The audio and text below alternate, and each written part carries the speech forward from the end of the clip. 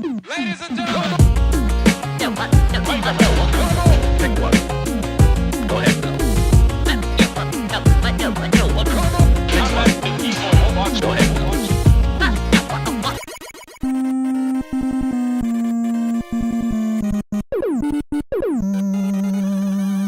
You know, me and Sarah have talked about, like, not in any major capacity, but like all our friends are getting married, so the conversations come up now and then. Is like, you know, where do we feel about that kind of thing? Do we even want to get married in general? Like, all that stuff. And we both agreed that one of the things that we want to do is I want to get myself out. I am in like the world's most like apocalyptically bad student loan debt. It is actually the worst I've ever even heard of. Like, well, I've never heard of. I know people who are like patent lawyers who have less student loan debt than I do. Yeah, it's pretty bad. I pretty much need the D-pad to become a goddamn gold mine for me to have any hope of ever paying this when shit the off. D-pad hits our $600,000 Patreon goal, Jesus, a month, we'll be okay. Holy cow!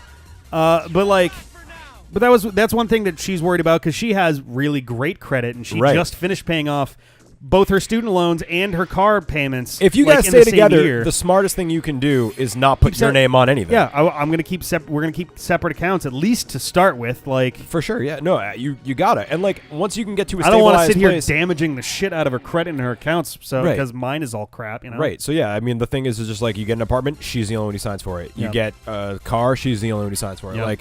That's the best thing you can do. It's a little tough. Also, I would say it's don't jump into. Oh yeah, no. We're not. Like we said, I need to at least have some kind of a plan for that stuff before we're even considering any of that shit. But like, I think some people, especially men, can feel a little emasculated by that. That doesn't bother me. I do feel like. Does she make like a shit ton more than you? I know she makes good money. Right now, she makes more than 50% more than what I do. Damn. Yeah. Because I know what you get paid. She's making 6 figures right now. I work with you. I know. Yeah. I know what you get paid. That's great. I mean, I get underpaid for what I do. You do. But you do. It's not like. In fairness, I could probably make another 25 to 30 grand a year than what I make right now. If you moved or fought for a promotion. Yeah. But right now, I've got a job that lets me be just barely flexible enough to manage the D-pad along with it. Right. And I don't want to. Which is a big improvement from when you started. Yes, I don't want to rock the boat enough where I lose that. You know, the lack of flexibility is actually one of the reasons why I left the job that Rick is at now. Yeah, and it sounds like as soon as I left, it just like chilled out a little bit. Yeah, the guy that runs our team is changed. I mean, it's not like it's a thing where like, oh, he just lets me do whatever. But like, there's a little bit less of a the previous supervisor that I had was a little more intense. Yeah, he was very intense. He was a brilliant dude. Yeah, so it just meant that like nice guy. I had a hard time, but like detaching from work at the end of the day sometimes. Yep. Thing. Brilliant dude, nice guy, but took work a little too seriously. Yeah. And like we got along really well at like social events and just like shooting the shit. Mm-hmm. But like once in a while, there was just like some.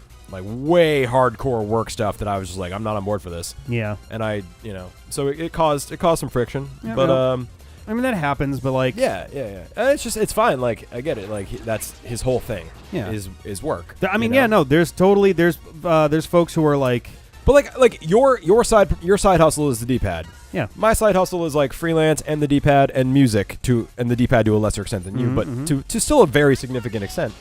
And but like he doesn't have a side hustle. His side hustle is more work. Yes. His passion is more work.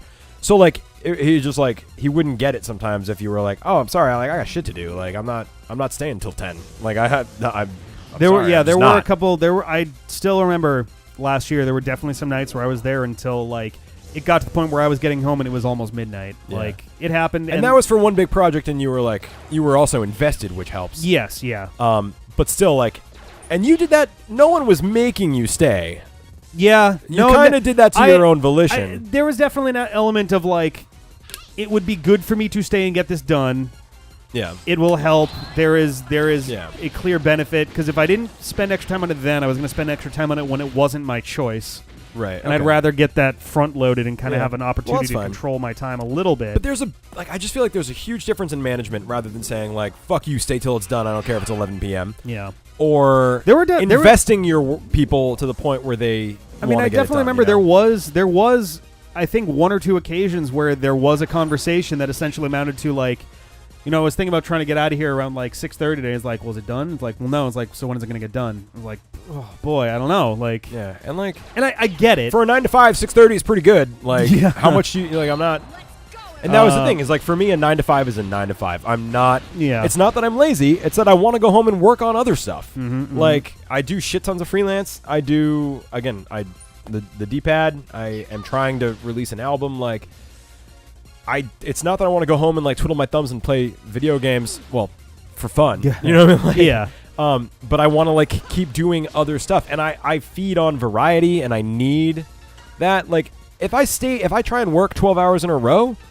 Hours 8 through 12 will be shit anyway. Like I'm not going to get a bunch done because I will be burnt out. Yeah. No. So a 9 to 5 to me is definitely a 9 to 5. Like, a lot of times when I come home, I'm barely able to get anything done. Just I'm so burned out from the day that like I just don't have anything. I don't have any juice left in me to. And the other thing is if a manager like that had taken the time to get to know me, they would have also realized that 4 hours on a Saturday is way better than staying an extra 2 hours past when I'm burned out on a Thursday. And like there was some, like some I did 4 hours on Saturday this weekend just for my job. No one asked me to. I just felt like I didn't get enough done, so I wanted to do more. And there are departments in there too, and there are managers in there that are totally fine with that. There are some people who actually specifically, especially during football season, that will come in on Sunday and do work while watching the game. Yeah, and so that's that they cool. can enjoy the game with friends because everyone there is pretty tight, and being able to use that as leverage for like, all right, I'm gonna come in for like half of Friday because I came in for Sunday. Yeah. Or like if they work through all of Sunday, it's like I'm just getting out of here Friday. I'm gonna work Sunday to Thursday. Right. And if people are cool with that, that's great. Yeah. And I think there are two management styles that I think are good. 40 hours, but whenever you want. Yeah. Most companies that again, Rick and I work in tech. We do very specific web design stuff. Like we have a specific skill set and a specific kind of job. So this doesn't work for all jobs. For our kind of job, I think 40 hours minimum, but whenever you want to do it. If you are a night owl and you work great from 10 p.m. to 2 a.m., which is literally me, that's when I do my best work.